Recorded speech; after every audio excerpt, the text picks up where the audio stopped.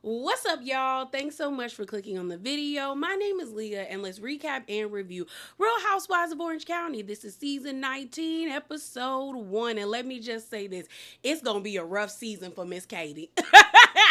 Oh, because the girls are not playing. They are not playing. But let's get into this review.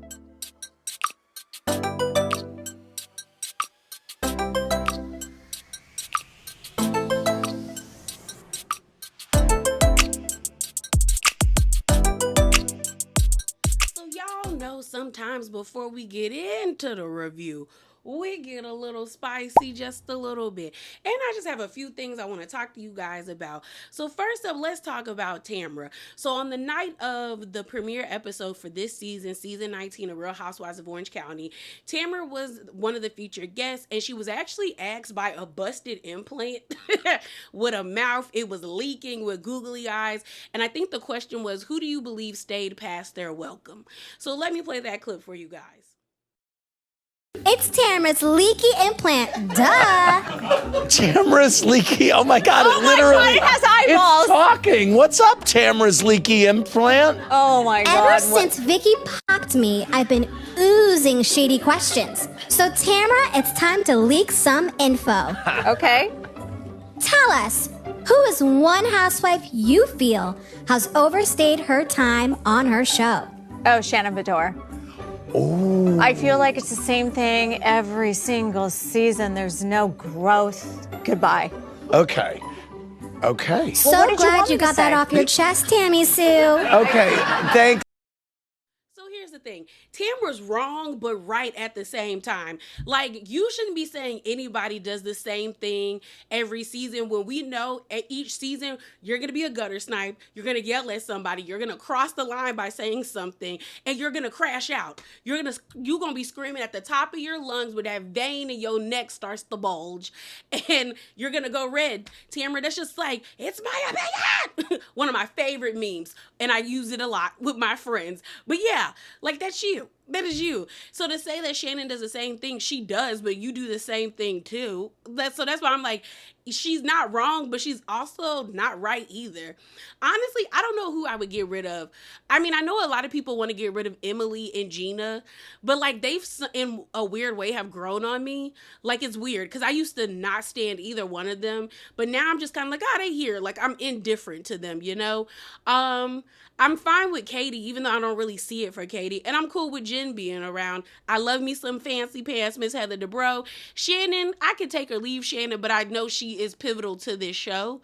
I don't know. I feel like they need to add somebody. I am interested to see how Gretchen is going to shake up the group because I want to see the group shaking up. But I think if they kept everybody, that would be cool. They just need to add like 2 new friends because that's what this show is missing is friends of. Like, only having one friend of, we need at least 2. At least 2. 3 is 3 at the max, but we need at least 2. Okay? So moving on, let's talk about Shannon. So Shannon did an interview with Ricky Cornish where she talks about no longer defending Katie, and I want to get into that. So let me play that clip for you guys. Can you kind of give us a tease as to how your friendship evolves with Katie this season? Well, I did stand up for her a couple times because I felt when any one person is kind of blindsided by a group of people, that's uncomfortable because I've been there many a time. So I did kind of stick up for her a little bit at the reunion, but she always has an explanation for something. Emily wasn't happy that I was spending any time with Katie, but it was important for me to point out to Katie that giving a nanny a contact for a blogger, that's giving the information over. And, also our kids don't do podcasts and TikToks and all that sort of thing. And like, there has to be a boundary when it comes to the children because they are off limits. But when you put your child on podcast and your child's doing a TikTok about us, it's hard. Can you So here's the thing. I am really curious to see what happened between Katie and Shannon to where Shannon decided to pull back from Katie. Because my thing about it is, we did see Shannon in this episode as well as the reunion last season, really like on Katie's side. So I'm wondering, did Katie do something or is Shannon overreacting? And, maybe she saw the group shift and she's like, I want no parts. Or did Katie, in fact, do something deceptive or deceitful to make Shannon be like, what? Maybe everybody has a point about you and I need to like get away from you or not associate myself with you. Cause I am curious. Cause I'm like, girl, you was riding hard for her. And now it's like, I wash my hands clean to you. So last thing we're going to talk about before we get into the review is Katie. Because there was a reality blurb article that came out about Katie with the blogger that they're referencing in the episode. And I want to read it because I was actually surprised that I know the blogger in which they're talking about. And when I say I know, I'm not saying I personally know this lady. I just see her all the time on Twitter, and I've seen her a couple of times pop up on my FYP on Instagram. So she posted like 2 videos, and I'll play the videos for you guys first because they're very quick. The first video is 13 seconds, and then the second video is 32 seconds. So let me play those clips for you guys. And another thing, Miss Katie Janela, bloggers don't lie for clickbait and money. Real Housewives lie because they're scared of Tamra Judge. Me on social media. Yes. And she said that you and Matt called her. Katie said not to take Tamra seriously. She went as far as giving me a phone call with her husband next to her, and they just calmed me down, made me feel like, nothing is going to happen. She DM'd me first. She was always saying kind things, and I'd heart it, or I'd say thank you, or whatever, our exchange. But I never called her. I don't know who her first name is. Why would the blogger lie and say that you called her if you didn't call her? Bloggers lie about a lot. Bloggers want clickbait, because that's how they make money. So that was Miss Bravo Babe herself. Now let's get into this reality blurb article. Y'all know the link will be in the description box below. So let's get into it. So it says this: blogger leaks alleged text from Katie Janelli and details off-camera convo as Katie is called out for lying on RHOC premiere. It says Katie Janelli is being called out for allegedly lying about her communication with a blogger on the premiere episode of the 19th season of The Real Housewives of Orange County. After being accused of crossing boundaries and doing deceitful and deceptive things behind closed doors by Emily Simpson, 49, the 41-year-old star has seemingly been caught denying a phone call that there is proof of. In an interview with OK Magazine, Christina Herbert, I think that's how you say her last name because y'all know me in last names, also known as the Bravo Babe, stated that Katie did in fact call to tell me Tamra Judge was evil and if I need any help or guidance, she was there for me. According to Christina, Katie reached out to her amid an online feud with Tamra 57, which will apparently be addressed on the show. Furthermore, she implicated Tamra's assistant as someone whom she suspected of running the troll accounts. Christina explains, I never showed anyone or told anyone that she also tried to bring in someone close to Tamra for drama. Prior to this phone call Katie made to her, Christina said the two of them had been in contact well over a year. I was in shock and so disappointed that when confronted in the premiere, she lied. She continued, lying in her confessional on national television, knowing the screenshots are there is bizarre. How disrespectful to the producers as well. She and her husband, Matt Janelli, called me while sitting next to each other, Christina added. In the full episode, at the end, it's a cliffhanger and she refused to pull out her phone to show our messages, so here I am to expose them as the truth. While Katie denied the claims, Christina further insisted that Katie lies. I'm not going to let you guys watch the full episode thinking that she's telling the truth when she's so clearly not. She told her fans and followers in an Instagram video shared on Monday. Katie Janelli called me after my little feud with Tamra Judge. She consoled me, talked me off the ledge, and told me how evil Tamra was, but that everything would be okay. So I'm not gonna let anybody backtrack and say that they didn't call me because they did. Looking back at their online interactions, Christina said Katie responded to her after she brought something up to her that Tamra had posted on her Insta story, which suggested she was coming for her.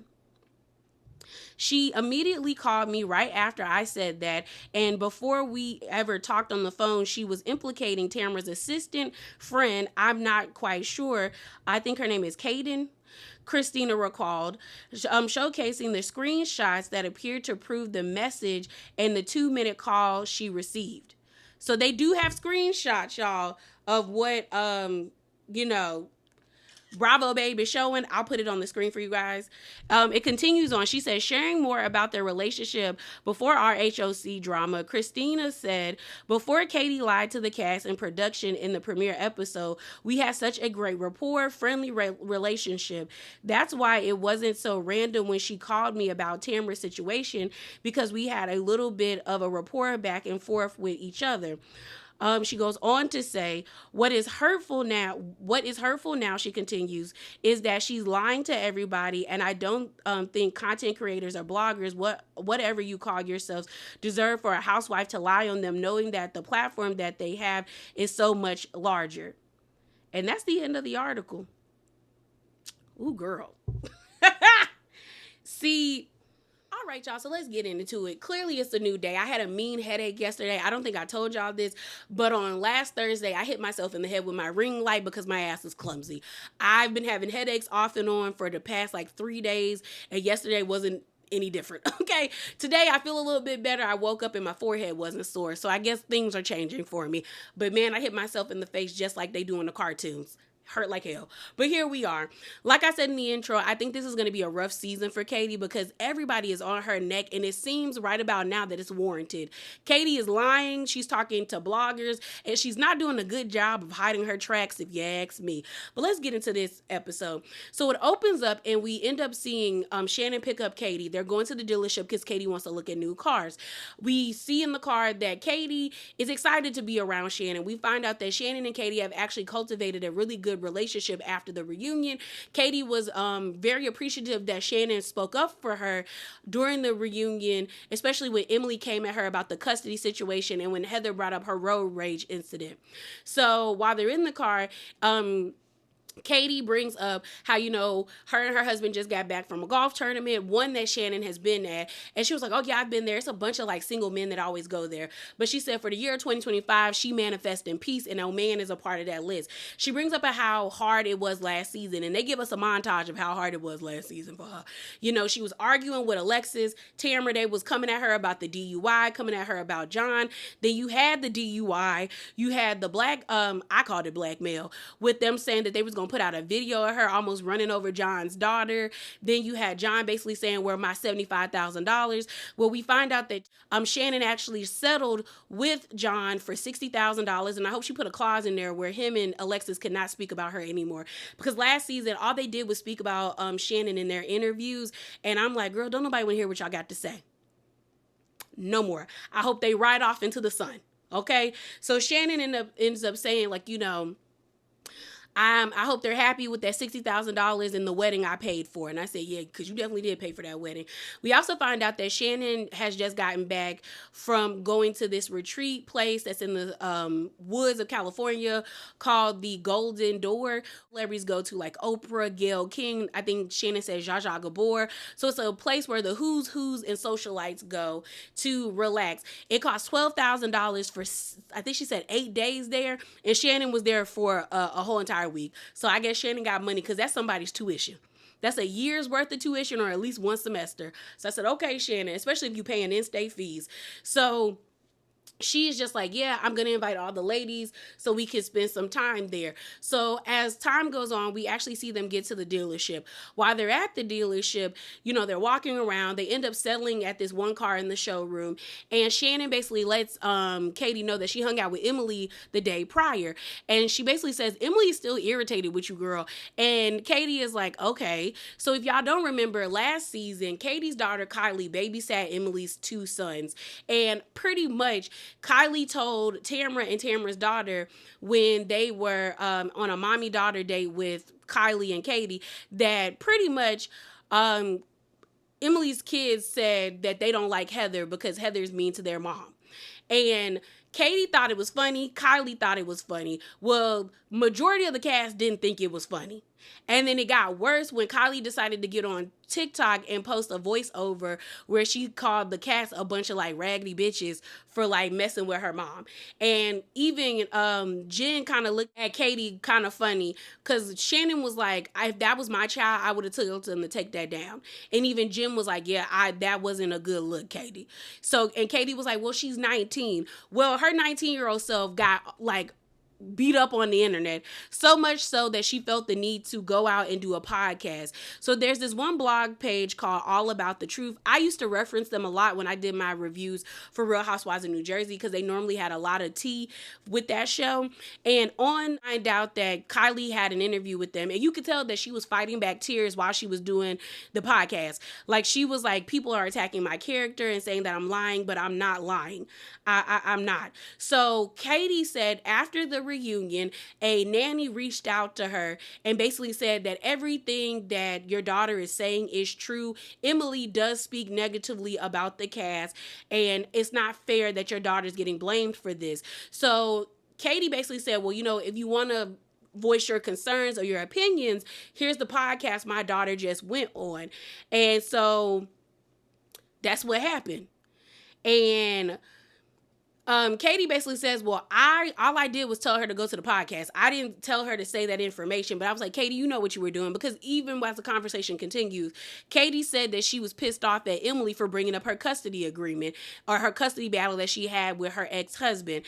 And so Shannon was like, girl, she's really upset with you, like really pissed off with you. So then the scene switches and we are at Gina's new house. So we find out that Gina and Travis moved back in together. Okay, but this time they actually are in a bigger house. I think she said it's like 5 bedrooms, so it looks like all the kids have their own rooms and things of that nature, and it's 2,800 square feet. So she was like, this is wonderful. She said that after going to Bali, she felt like, you know, she was living in a state of fear and doing things out of fear. She was like, it really wasn't the money issue with me and Travis, it's everything to do with his ex. Like, I was fearful of what was happening with that, so I just decided to create distance, especially when my kids were actually getting scared with that situation. But she was like, I'm no longer going to allow somebody that can't move on with their life to dictate how I run my life. So we actually see Emily pull up to her house. They don't have any furniture in there yet. Emily, leave your face alone. Because I don't know if Emily, the Botox isn't settling or the filler's not settling in her face or something. Or I saw somebody said that it looks like Emily might have gained a little bit more weight back and it's not right in her face. But you could definitely tell that Emily did something to her face, and I need her to leave it alone. So Emily says in her confessional, she was like, I'm happy that Travis and Gina were able to work it out, but Gina can't kick him out of the house anymore. And I agree. Like, girl, you kick him out again, y'all don't need to be together anymore. So then they end up sitting down at the counter and they're eating. And Gina lets it be known that she hung out with Shannon and Jen the other day at the dog park. And she said they basically had a conversation about what Katie did with the blogger and the nanny. Gina basically confirms for Emily after Gina had that sit down at the dog park with Shannon and Jen, that Jen basically told her that, yeah, the nanny reached out to Katie. They compared notes with one another. And the information was then, like, you know, given to the blog. Like, Katie basically said, why don't you just share that information with the blogs? So Emily's pissed. Emily says she feels violated. She was like, does she not understand my kids read about this? Like, are you serious? So she's pissed. So then we go back to the dealership and Shannon is telling Katie, like, girl, we don't allow our kids, like, our kids don't do podcasts. Like, you're messing up the ecosystem and the rules and the etiquette that we have already set for this group.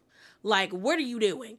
And so Katie is like, she was pissed. Like, she was pissed that Emily brought up her custody agreement, something that she legally had to, like, she gave up custody because she was not in a good place. They go back to the reunion where Katie explains that she was in a shelter. And you know Emily went too far because even Heather got up when they braked for a minute and apologized to Katie because Heather didn't bring up the custody situation. She brought up the road rage incidents to prove that, like, that lady be lying because she lied on this man. And, you know, she, you know, went to court and she has to pay the guy and all of that stuff. But She didn't bring up the custody. So even Heather felt like Emily went too far. So Katie retaliated by having the nanny go to the podcast. So Katie was like, she's pissed. And she was like, the fact that I haven't received an apology is terrible. She also was like, it's not the same thing. Katie feels like we're comparing like apples to oranges. But I feel like the fact that Katie doesn't understand that, like, girl, it technically is the same thing. She brought up your children. You retaliated by further having your child go onto a podcast to defend herself, and then you had the nanny go on there to talk badly about Emily, and then the nanny brought in the kids. So it's like the cycle is not gonna stop because y'all both are doing things to each other. So I think it's kind of crazy that Katie just expects Emily to get over it the same way Emily is wrong for expecting Katie to get over the whole situation as well, if you ask me. So next thing you know, we go back to Gina's house, and Emily is like, I got too much to deal with. Like, really, like this is crazy. Like, I got too much going on with my life, and I don't have time to deal with this right about now. She was like, it's effed up. So then Gina ends up saying, like, honestly, she pushed things too far, and Katie really crossed the line by implementing this nanny into this situation. So we then get this scene of Shannon talking to her daughters. So we find out that Stella, the one that we saw last season, who was studying abroad for a semester, has chosen to do all 4 years overseas. And she was going to like some rave. I think she was like, it was from 11 to 7 a.m. Girl, they would have lost me after like maybe 2 or 3 o'clock. I'm going to bed. But what tickled me about this scene is where that Shannon is like, Stella, what did I tell you about the drugs? If you take drugs, what will happen, Stella? And Stella was like, you'll die. Yes, Stella, you will die. I said, Shannon. And Stella started laughing. We find out that her other 2 daughters are both in New York and, you know, doing school or just living their lives. So we then get this scene of Heather. We find out that the house that they were renovating in Beverly Hills, it's bad. Girl, they done ripped up the floor and everything. And the contractor that they had, after ripping up the floor, then tells them that they are going to have to pay them an extra like dollars to do the renovations. So they was like, pause, we not doing all of that. We're not doing that. And I was like, dang, they played in y'all faces. And I'm mad because I wanted to see the before and after. I don't even like I'm not an HGTV kind of girl, but I do love a before and after. You give me before and after pictures, I eat it up because I like to see the difference. And I wanted to see the difference between the house before and now, and they just don't got that. They don't have that because them people played in their faces. Terry ends up telling Heather, why don't we just scrap this and just find a new house? And Heather was like, yeah, but we got to put floors in there if we're going to sell the house. And I was like, yeah, you do have to put floors in there after ripping them up. So then the next thing we have is with Emily. Emily and her 2 sons, Kaylor and Luke. So we find out that Luke, unfortunately, has a disorder called I think it's let me look at it again. It's ARFID disorder. So it's called avoidance restrictive food intake disorder. We see Emily speaking to them. She ends up asking Luke, well, what did you eat today at school? Luke basically says that he had pirate booty, which is like the cheesy puffs, which I do like those things, and a Gatorade. And she's like, that's all you had, Luke? And he was like, yeah. And she was like, okay. So then she gives him some more pirate booty. And she was like, well, take this. So then you see Shane walk down the steps. And, you know, Emily ends up saying, you know, my kids took after their dad because Luke and Kyler are kind of small to be like 9 years old. Okay. And she giggles about it. But then she tells Shane, you know, all he had at school was pirate booty and Gatorade. Like, that's not food. That's a snack. Shane, that is a snack. And so Shane is kind of taking the approach of like, well, at least he ate. Emily is like, no, he's not eating enough and we have to do something about it. So she was just like, I don't know what to do. She was like, he tells me he feels hungry, but food in general, like, disgusts him. She also says he doesn't understand that it really affects his mood. Like, I can tell that he has low energy, but he will not eat. And she's just like, I don't know what to do. She also says that, like, she's worried about him. Shane ends up saying, well, you know, I got him to eat Chex Mix, so we know that he likes Chex. So at least that's one thing we can put on the list that he likes to eat. Emily says in her confessional that she's worried. She's worried that her son is like the weird kid at school. Because he doesn't eat, that everybody's making fun of him. She also feels that like she's failing as a mother. And, you know, Shane was like, honestly, this is a mental thing for him. It's not like anything else. And I think a lot of people, when they saw this, attributed this disorder to Emily and her poor body image that she has with herself. But I did read a People magazine article, and I'll put the link in the description box below for it, where when you read it, they do get an excerpt about this disorder. It has nothing to do with how the person perceives themselves physically. It has everything to do with mentally, like they have mental like blocks when it comes to food. Like they either think the food that they're going to eat is going to kill them, that it's going to make them sick, like they're going to vomit, or in general they just think the food is nasty because either it makes a weird sound when they stick their spoon in there to eat, or it makes their fingers feel gross after it. Like it has nothing to do with body image or body I think it's a body dysphoria disorder. And I was like, wow, because I've never heard of this. I've never heard of this. I do know that when it comes to certain people who are autistic, there are only certain foods that they like to eat like over and over again. But I've never heard of somebody actually restricting food because they are afraid that the food is going to harm them. Because even in the article, I think there was an excerpt where Emily says that like when it comes to him eating like rice, because he does eat white rice, he inspects each little piece of rice because he wants to make sure that it's safe for him to eat. That has nothing to do with somebody having like an ED. So, and then with him being so young and not being able to like connect the dots that he feels bad, or like he has low energy, he feels kind of crummy, to the fact that he's not eating is also very concerning, because it's like he should kind of know that, like, you know, when you're hungry or when you're feeling groggy and your stomach is growling, I should go get me something to eat. But then he's constantly telling Emily, I'm starving, but he will not eat. So I understand her being in a state of like confusion and stressed out, because it's like, my child is 9 years old. Like he could literally die from not eating, being so restrictive to what he eats. Maybe I hope they're like supplementing them like with like the protein shakes, but even that's not good for you to eat all the time. That's crazy. But Shane basically says it's a mental thing, because he also brings up how she dared him like $20 to eat like this moldy fry, and he did it. So hopefully he grows out of it, if he can grow out of it. So the next thing we have is Tamara going to therapy. And it was interesting because a lot of people are not buying it, okay? But it was interesting listening to the conversation that she was having with her therapist. She comes in and immediately starts crying. And as someone who has done therapy and things of that nature, I know the feeling of like you finally feel safe enough, or you know, you finally have like a point where you can talk about whatever you're dealing with and you just can't stop crying and you trying to fight back tears. So I felt for her on that regard.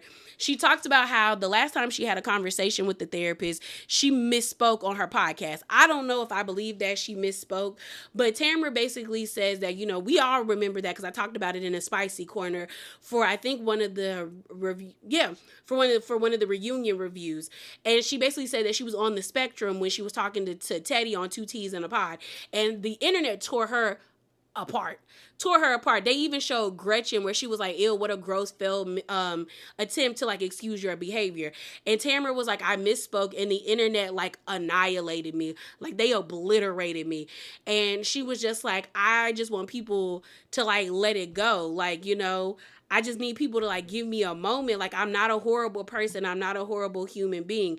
And she says her whole reasoning from going to therapy is to learn how to control her anger and her outbursts, you know? And she was just like, it's been a lot. She was just like, I just don't know why I get so angry and I'm so quick to lash out. And they show a montage of her cussing people out, being very explosive and things of that nature. And she's just like, I need to understand why I do that. So then the therapist ends up asking her, do you feel like you are misunderstood? Like, do you feel like that's how your daughter views you, especially Sydney? And Tamara's like, yeah, like she never gave me a chance. She just immediately like sided with her father. And she was just like, you know, I thought eventually she would come around. And she's like, it's been a lot. She was like, I'm afraid of getting close to people. So she was like, I turn off. Like, I don't do well with cultivating my friendships. I keep everybody kind of at an arm's length. And people were like, girl, that's a cop-out. But I actually got where Tamra was coming from. And the reason why I say that is, if you look at Tamra reminds me of a snake. Okay. As somebody who has worked with snakes before, I've been bit by at least like 3 snakes, from a corn snake, which actually drew blood on me, to a, what's it called? Was it a python? I think it was a python. Yeah, it was a python. Yeah. So I've been bit before. I've worked with animals. I've been bit before. And I feel as though Tamra reminds me of snakes. And I remember when my instructor was teaching me how to handle them, and he basically was like, these animals are more afraid of you than we are afraid of them. Like, we freak out about snakes, but snakes don't want to hurt people. They mainly bite us because they're afraid that we're going to hurt them. And he was like, you can always tell when a snake is about to bite. They'll start to rear back. You'll see kind of that S shape before, and then they'll strike. And I've like, me not paying attention, I've gotten bit. You know, I stuck my hand in too quickly and they got me real good. And Tamra reminds me of that. Like, most people are afraid of Tamra because of how lethal her mouth is, how aggressive she gets.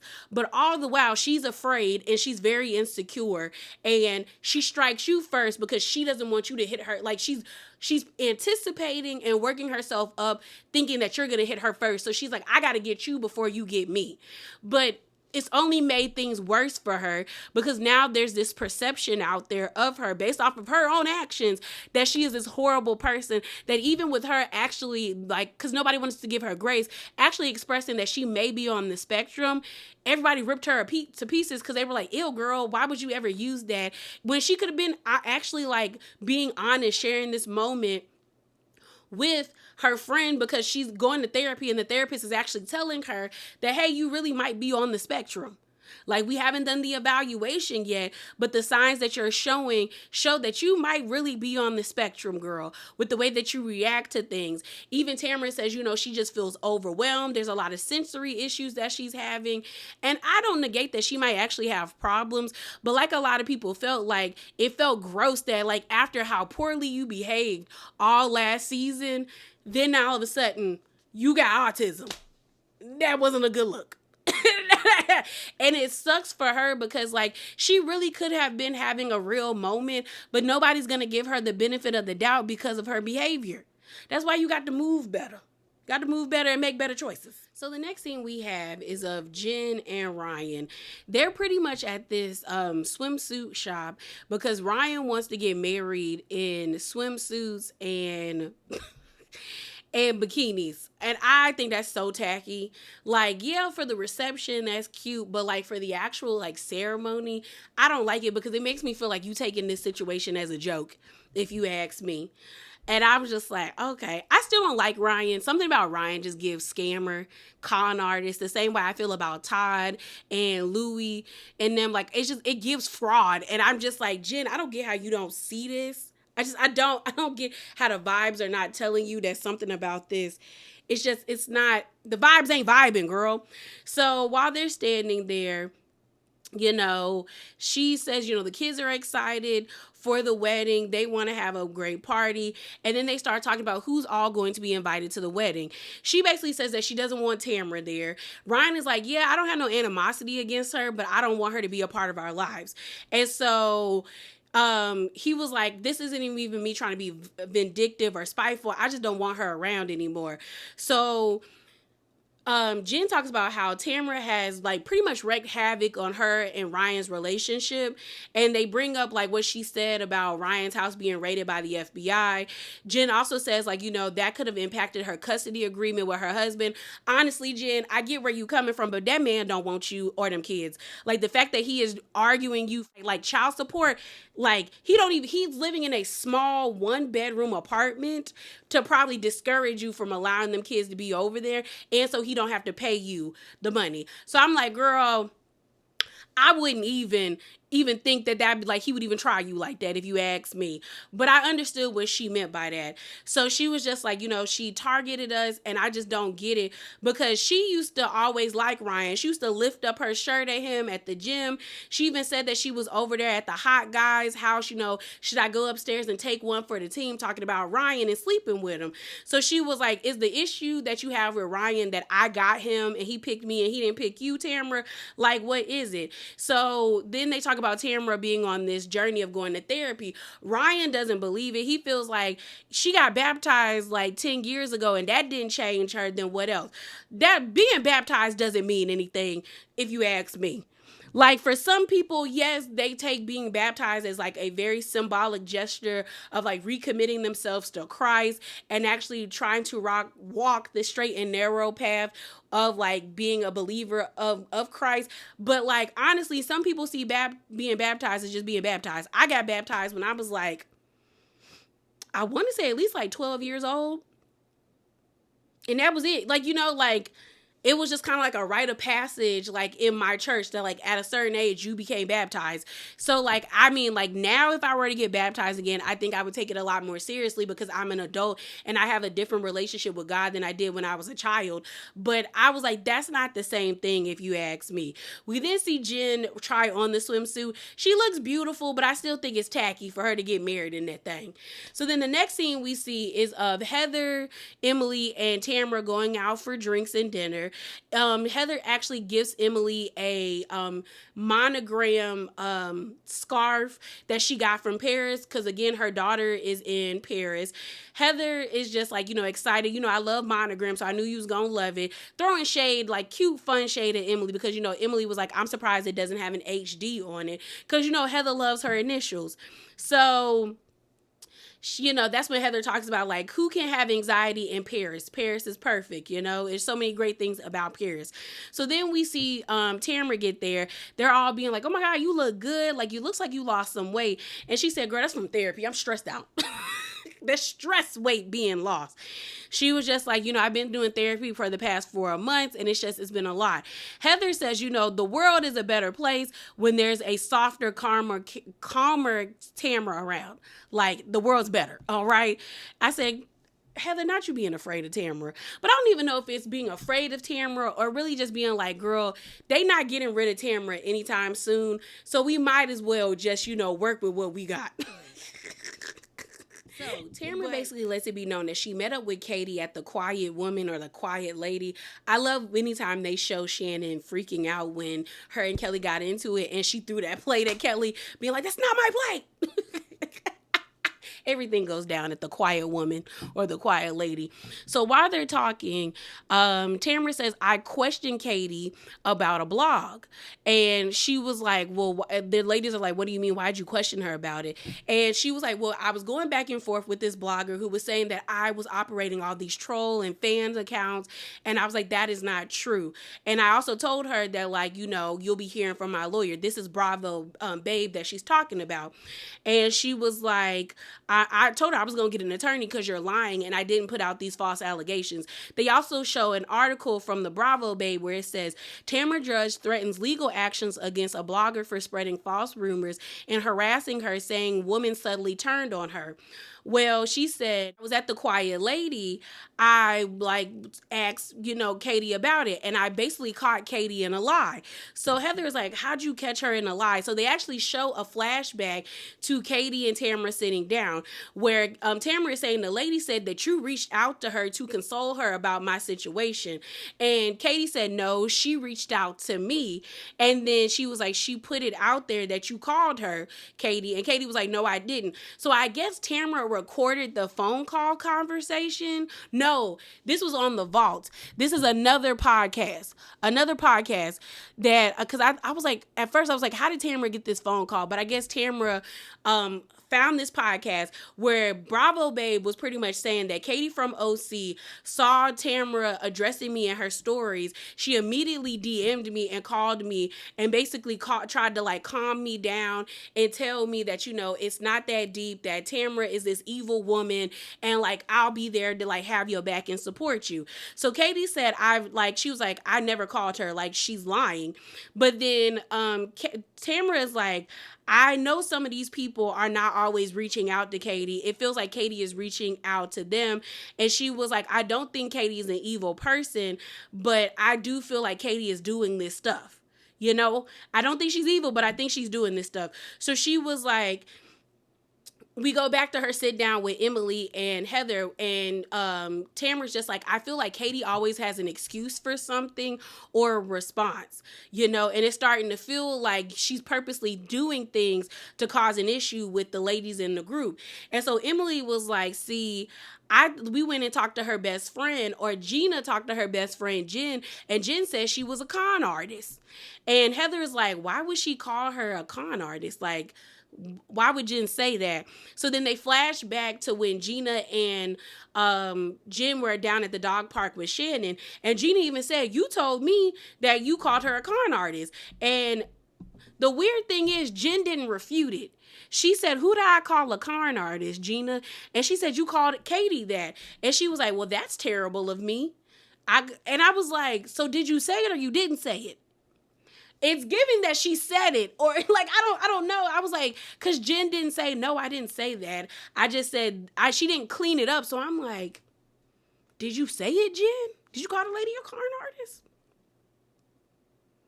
So then Tamara ends up saying that Jen has a habit of telling people what they want to hear. So I don't negate that she would do something like that. So then the next scene we see is of Gina and Emily on their way to meet Katie. I didn't like this because they basically ambushed Katie. And I definitely think this could have been a conversation that wasn't needed for it to be 2-on-1 because Katie was caught off guard. So while they're on their way to meet up with Katie, we find out that Emily is just at her emotional like capacity with her son having this like disorder. We also find out that could be a link to him also having autism. So she shares that with Gina. Gina is gagged where she's like, oh my gosh, girl. And so Emily starts crying and Gina was like, I feel bad for you because I know where you've been, because she talks about her daughter and her daughter having sensory issues and being frustrated with herself by not like recognizing it, and that her teacher actually recognized it before she did, and she just felt like a bad parent. So she was sympathizing with Emily, and she like, you know, gave her a hug and told her, we gonna get some things squared away when we go see Katie. So they pull up on Katie. Katie is taken aback because she's like, what the hell, Gina? Like, really? So they sit down. Gina basically says, I wanted Emily to be here because she has some things that she needs to say and get off her chest with you, as so do I. So Gina basically says, like, girl, I've lost trust with you compared to what happened last season, and now all of this stuff with Emily, I don't trust you. So they show flashbacks of last season where Heather basically said, Katie told me that the only reason you want to be friends with me is because you want to get to my real estate connects. And Gina was like, what are you talking about, Katie? So Katie's like, okay. So then they start talking about like, Katie's like, what's really the issue here? And they're like, girl, you went and spoke to the blogger. And Gina also says, I also spoke to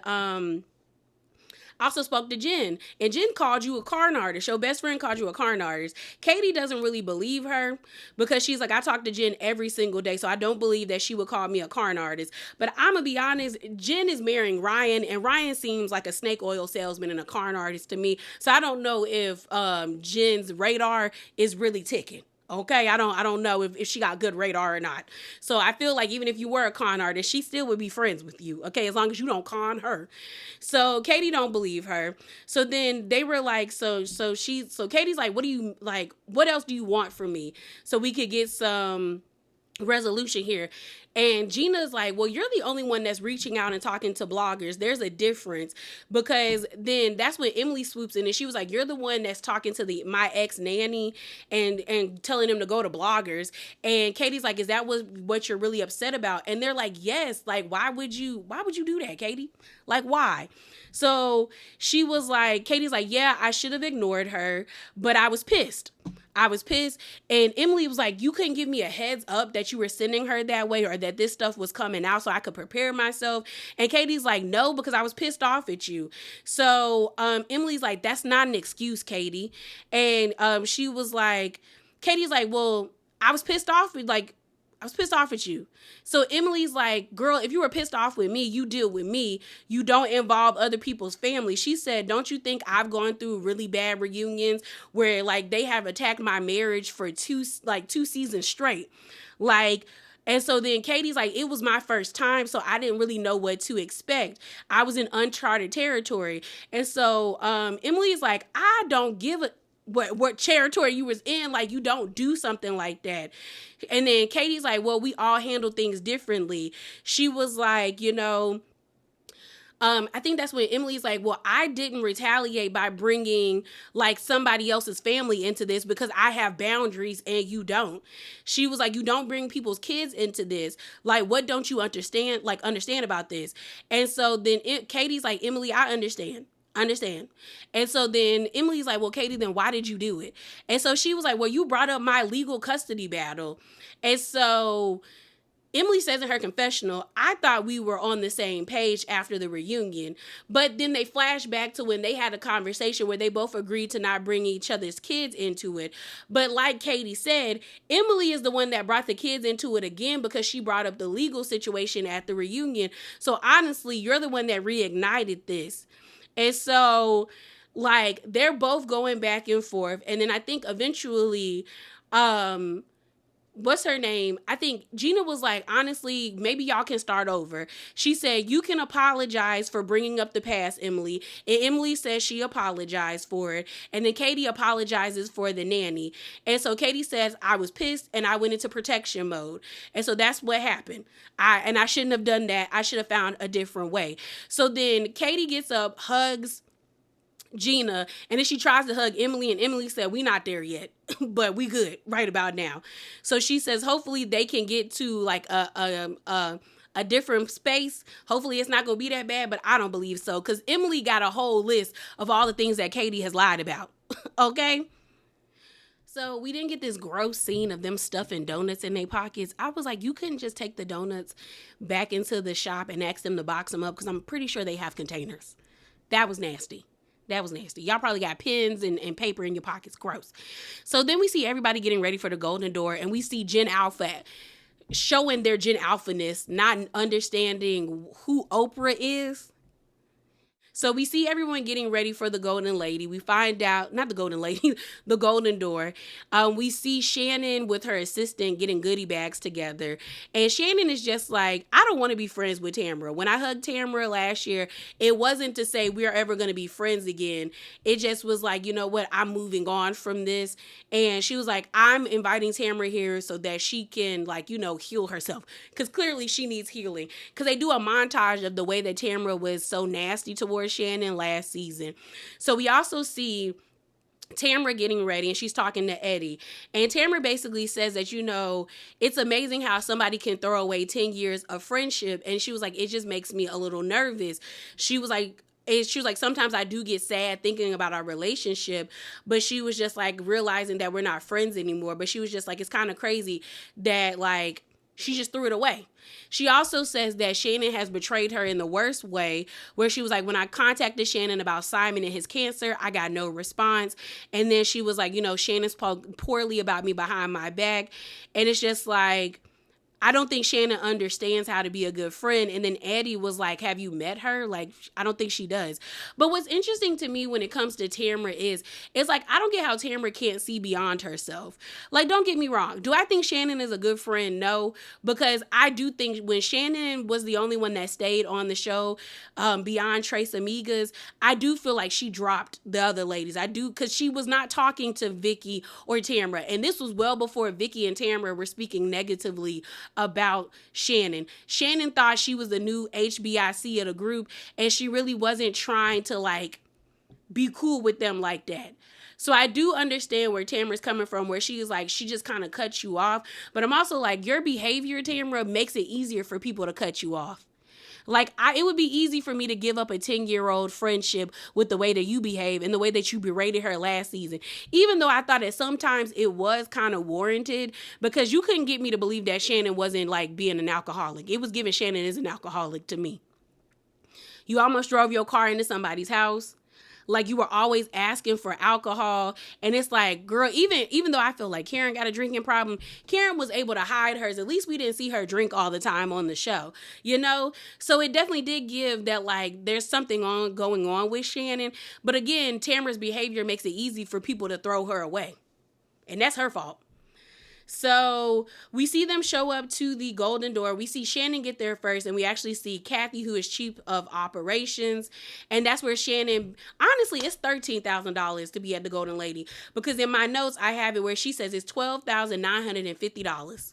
That's $13,000 to be there for 8 days. Crazy. But we also find out that Shannon's grandmother used to go there all the time. That's how you know she a socialite. She from them people. So we see Heather, Gina, and Tamra get there first. Tamra is tore up because this is around the time where Teddy announced that she has brain cancer. And she's just like, yeah, she has multiple tumors. And Tamra is just like, I'm struggling with dealing with the fact that I might not have my best friend around anymore. And like, I don't know what to do with that. Shannon said she wanted to have a conversation with Tamra, but now ain't the time. You know, now so we see Emily pull up next, and she's annoyed that Katie is invited. She actually is like, why'd you invite Katie? And Shannon was like, because this is supposed to be a place for us to heal and move on from our issues.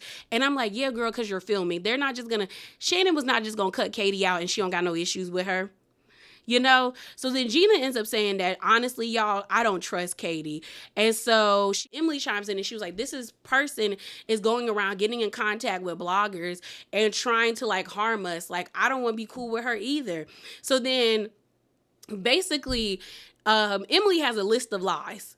She said Katie lies and blank things she's done to all of us. She says, you lied about the paparazzi photo. You lied about Heather subbing you at a party. You lied and said you own your home in San Diego. You reached out to Gina under false pretenses that you were buying a home in Newport, when in reality you just wanted to infiltrate this group for friends. She goes on to say she lied repeatedly about conversations that she had with Gina, and where she claimed Gina said something. She said, it goes on to say, where Gina talked badly about Heather. She also has one that says, you and your daughter both lied about my boys. She said, you and I had a responsible conversation and both agreed to establish boundaries at Jen's engagement party. You agreed to abide by those boundaries, which was a lie. Your daughter lied on a podcast. You received defamatory information and gross DMs about my children, and who were 6 and 8 years old at the time, when you disseminated the photo of my minor children to those podcasters, both feeding bitches to publicly publish lies about me. Like, it's 12, like the list keeps going on. So she was like, that's the Cliff Notes version of what I have of what Katie has done to us. So then Heather says in her confessional, am I happy about being vindicated about Katie? She said, no. She's like, I'm more slightly annoyed than anything, because she was like, when I have a bad feeling about somebody, I'm normally never wrong. So she's like, it is what it is. So Katie and Jen finally get there. It's awkward. It's very much awkward. So Shannon says she's appreciative that everyone came. This is a place where we can all, forgive, kind of just move on with the group and set new intentions. So they split the groups up, where some of the girls are going to be doing Tai Chi. The others are going to be beating on these drums. So you have Shannon, Katie, Emily, and Jen beating on the drums, and the rest of the girls do Tai Chi. Emily ends up saying, if this is supposed to be a place to heal, why is Shannon not speaking to Tamra? Because I know you want me to speak to Katie, but you can speak to Tamra too. We see the girls, doing Tai Chi and, doing all of that stuff. And then we see Shannon beating on the sticks, on the drums, and then she drops them. So the girls kind of take a pause, and we see Katie, and I think Emily ends up asking Katie, so how are you and Tamra? She was like, I don't have no issues with Tamra, other than, like, it is what it is. She was just like, I don't really, it's Tamra, I'm gonna deal with Tamra the way I want to deal with Tamra. She also says that, a lot of the things that she's been saying about Tamra online is because of, she's angry with Tamra, and she's like, I'm doing it out of spite. Like, it is what it is. So then Tamra's in the other room being like, I don't know what her issue is with me, other than I said something about the FBI. Yeah, that's her issue with you, Tamra. Like, what are you talking about? she was just like, and so Heather's like, I thought y'all were in a better place.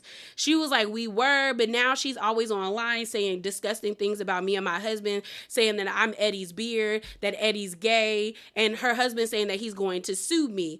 So then Tamara says I must be on her brain 24/7. So then Emily was like, are y'all really gonna sue Tamara? And she was like, well, no, we posted a cease and desist. And then Emily says that's where it gets tricky, because you posted a cease and desist and then you went on that podcast to basically bash her. So it's like, are y'all going to sue her or not? So then they show when Tamara misspoke about the money situation with the Shohei Ohtani lawsuit with him, like people stealing, well, his interpreter stealing $17 million from him. And Tamara trying to clean it up after being on Watch What Happens Live. And it's just like, Tamara should have kept her mouth shut. So now she's in this state of like, she can't really say too much, and she kind of has to just let Ryan and them talk poorly about her, because Ryan got cleared of the case. So anything you do say, it is giving defamatory. You know? It is what it is.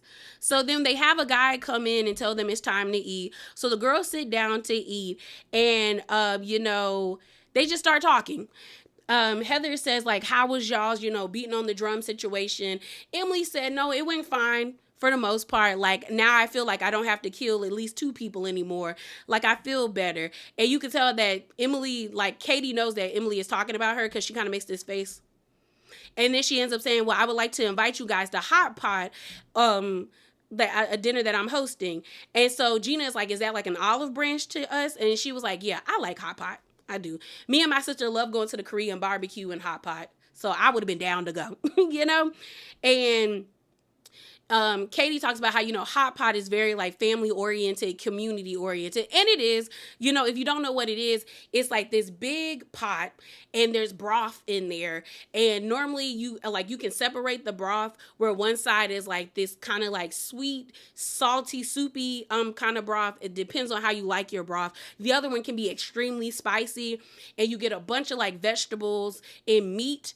And you basically dip it and like cook your meat and vegetables in the broth, because it's like bubbling the whole entire time. But it's really good depending on who you go with. And, you get a bunch of sides and drinks and like dipping sauce. It is a very nice thing to do. It's fun to do. So basically Gina speaks up and she's like, yeah, we down to go. But she was like, honestly, a lot of people in this group, Katie, feel like you're purposely trying to hurt us. And then Heather chimes in and she said, yeah, we just got to stop with going to the blogs. Like, just stop going to the blogs.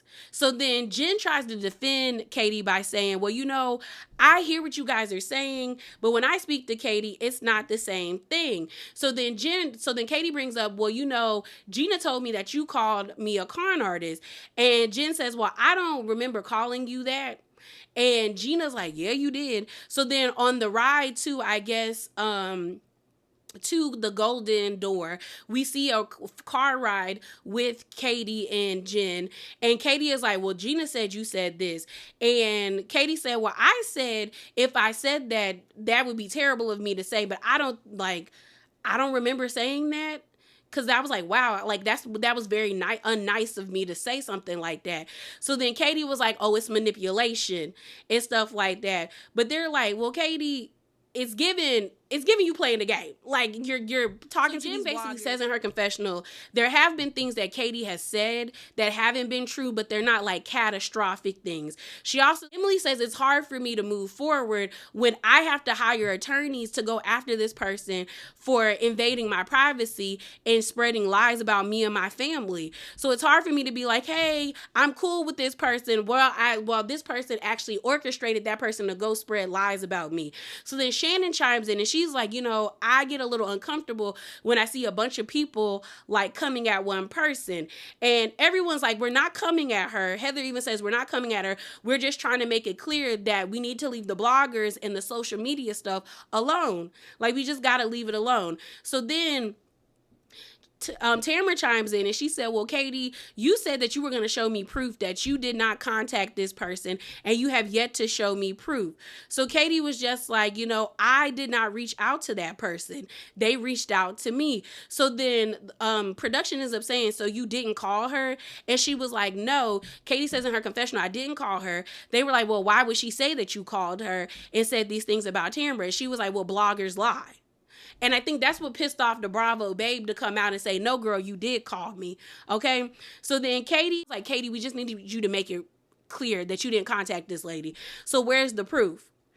And so Heather says in her confessional, it's mighty convenient that all of a sudden you don't have phone service. And then Tamara was like, if it was me, I would be in the trees trying to prove to you that I didn't do this. And Katie's like, well, my phone is saying SOS.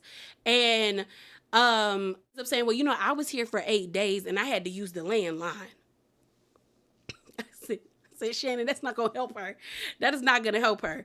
So then Gina's like, Katie could clear this up right here and right now if she would just show us the proof. Like, she has the proof, show it to us. And so then Gina ends up asking Tamara, I don't understand why she not pulling it up. And so Katie looks bewildered, like she doesn't know what to do. And I said, Katie, because here's the thing. You talked to Tamara like a week ago. Why did you not show her proof? Like, why don't you have the proof screenshotted in your phone to pull up to her? Or why didn't you send it to her? Because Katie is giving that like you reached out to that lady and she busted you out. Unfortunately. So that's where the episode ended. So yeah, y'all, that is it. That is all. As always, remember to be bravely authentic. Definitely hop down in the comments below. Share your thoughts with me and subscribe. Okay? And I'm out, y'all. Like the video too. Deuces.